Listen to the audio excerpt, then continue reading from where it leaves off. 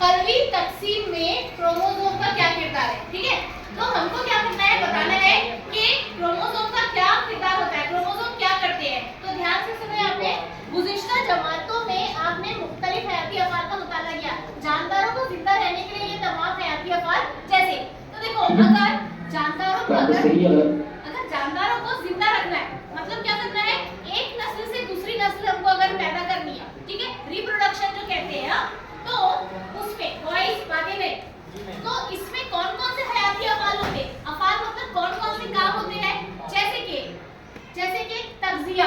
ठीक है, तो तग़ज़िया में कैसा होता है, हम लोग जो ग़िज़ा खाते हैं उसका डाइजेशन होना, ठीक है, वो तग़ज़िया में आएगा। जो हम खाना खा रहे हैं उसका डाइजेशन, ठीक है। उसके बाद में तनफ़ुस मतलब सांस लेने का अमल। तो देखो यहाँ पे कौन कौन से पॉइंट्स आ रहे हैं क्रोमोसोम के लिए। तो हम क्या देख रहे हैं कि क्रोमोसोम का क्या किरदार है। तो उसमें देखो, पहला पॉइंट क्या आया, तग़ज़िया आया। पहला पॉइंट क्या आया, तग़ज़िया। और दूसरा पॉइंट क्या आया, तनफ़ुस यानी कि सांस लेने का अमल। तनफ़ुस मतलब सांस लेने का अमल। तीसरा पॉइंट क्या है, देखो, दौराने खून यानी खून का दौरान होना, ठीक है, ब्लड फ्लो होना, हमारे बॉडी में जो ब्लड फ्लो हो रहा है वो। तो तीसरा पॉइंट क्या आएगा, दौराने खून, ठीक है। तो हमारे बॉडी में जो खून जो है दौरान हो रहा है, मतलब क्या हो रहा है, फ्लो हो रहा है, ठीक है। उसके बाद में इस्तिखराज का और एहसास का ध्यान दो अच्छे से। तो इसमें क्या आएगा, रद्द-ए-अमल वगैरह।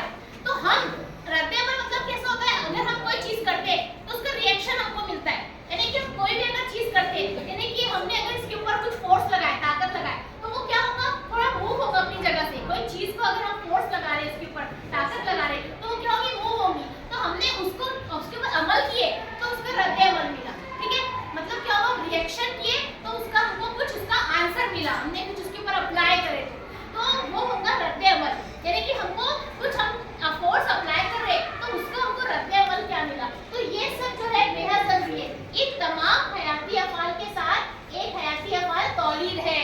तो तौलीद भी क्या है, इसी तरह एक इम्पोर्टेंट है हमारे बॉडी के लिए, ठीक है। तौलीदी अमल, जानदार को जिंदा रहने के लिए तौलीद जरूरी नहीं, लेकिन जानदारों की नस्ल बरकरार रखने के लिए तौलीद हमारे लिए मददगार है। तो देखो, जिंदा रखने के लिए तो क्या लिखा है, वो ध्यान से अच्छे सुनो, तौलीद जरूरी नहीं है, लेकिन जानदारों की नस्ल को बरकरार रखने के लिए, अगर हमको नस्ल को बरकरार रखना है, न्यू स्पीशीज चाहिए, तो तौलीद का अमल जरूरी है।